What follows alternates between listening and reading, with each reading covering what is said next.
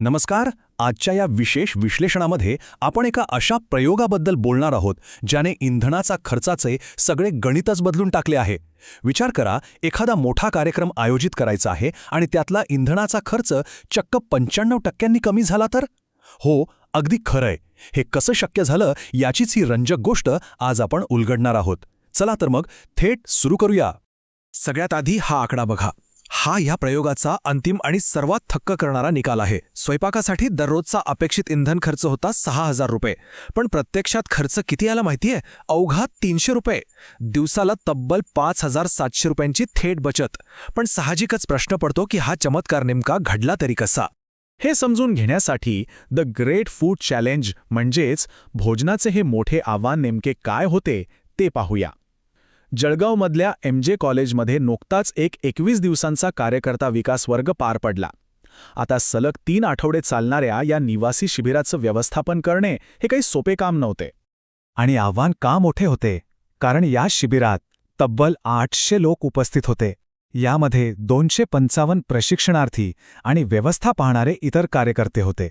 आता 800 लोकांसाठी सलग 21 दिवस रोज सकाळ संध्याकाळ जेवण बनवणे, बापरे! लॉजिस्टिक्सच्या दृष्टीने हे किती अवाढव्य काम आहे याची आपण फक्त कल्पनाच करू शकतो. बरं, संयोजकांसमोर फक्त पोटे भरण्याचं उद्दिष्ट नव्हतं. त्यांनी स्वतःसाठी काही कडक नियम घालून दिले होते. त्यांना अशी एक व्यवस्था उभी करायची होती जी पूर्णपणे पर्यावरणपूरक असेल, त्यात 100% स्वदेशी पद्धतींचा वापर असेल आणि महत्त्वाचं म्हणजे या सगळ्याचा आर्थिक भार अगदी कमीत कमी असेल. या तिन्ही कसोटींवर त्यांना एक उत्तम उपाय शोधायचा होता. इथूनच आपण पाहूया की महागडा LPG आणि त्याचे पर्याय नेमके काय होते. कारण सामान्यतः एवढ्या मोठ्या कार्यक्रमात काय होतं? आपण सरळ व्यावसायिक LPG गॅस सिलेंडर वापरतो. पण 800 लोकांसाठी हा नेहमीचा उपाय खिशाला किती जड पडू शकतो याची जाणीव आता संयोजकांना होऊ लागली होती. त्यातच भर म्हणून जागतिक परिस्थितीसुद्धा तणावपूर्ण होती. इराण आणि अमेरिका यांच्यातील तणावामुळे जगभर इंधनाच्या किमती भडकत होत्या.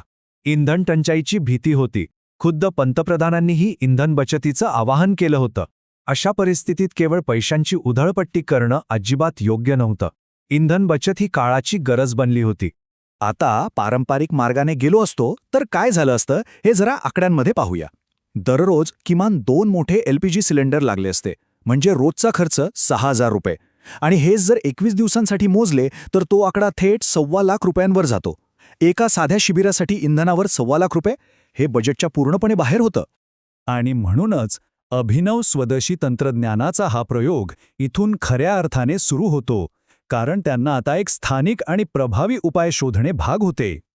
इथेच या कथेला एक भन्नाट वळण मिळतं. धुळ्याचे एक स्वयंसेवक राम कुलकर्णी यांनी यावर एक जबरदस्त स्थानिक उपाय शोधून काढला.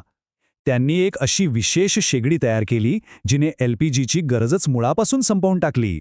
LPGला पर्याय म्हणून त्यांनी आणले वूड ब्लॉक्स म्हणजेच लाकडाच्या विटा.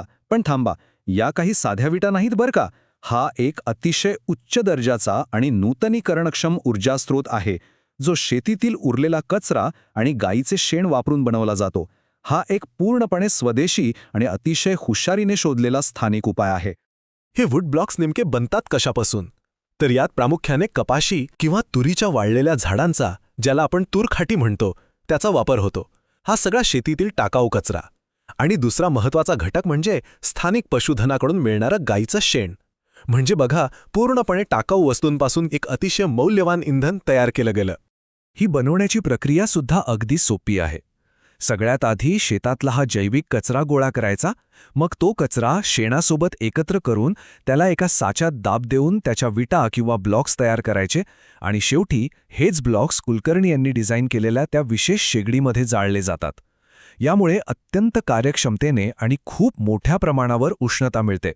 आता आपण या प्रयोगाच्या सर्वात महत्त्वाच्या भागाकडे वळूया, आणि ते म्हणजे यातून झालेली मोठी आर्थिक बचत.